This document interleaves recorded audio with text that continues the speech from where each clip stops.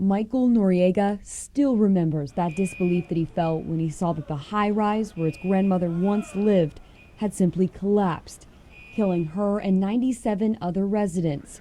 Michael remembers when he and his father first went to that scene. The first night we were here, there was debris all over the street, and my father, here right on Collins Avenue, stepped on something and looked down, and underneath a layer of dust was a birthday card that had been given to my grandmother 2 weeks prior by her prayer group. Michael, despite the lingering heartache, said that he would speak to us on camera about what the tragedy means 1 year later and to remember his grandmother. He met us where the Champlain Towers once stood in Surfside. She was so independent and energetic. Michael's grandmother, Hilda, was the oldest resident in the building. It was her home the past 20 years. It's just crazy to look at this. My grandmother lived on the 6th floor, and we could see her patio furniture right there. Until that south tower of the condominium complex collapsed. There was dust and debris all over the street. And from the collapse, the impact was just so powerful that it blew out people's clothing, letters, pictures. That morning was a blur for Michael and for his family. It felt like I was in a nightmare.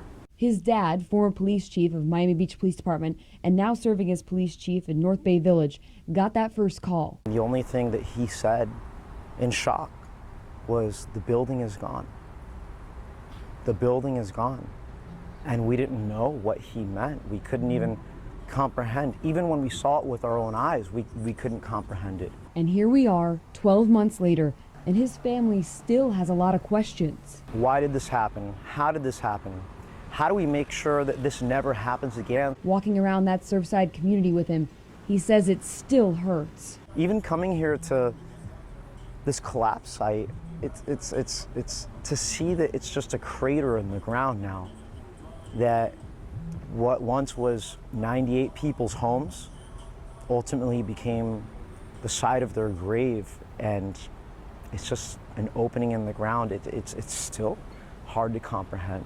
Almost all of his grandmother's belongings were lost in the rubble that day.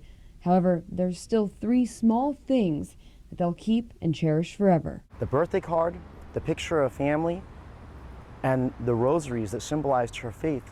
Those are everything that she lived for. Reporting in Surfside, I'm Danielle Seat, WPTV News Channel 5.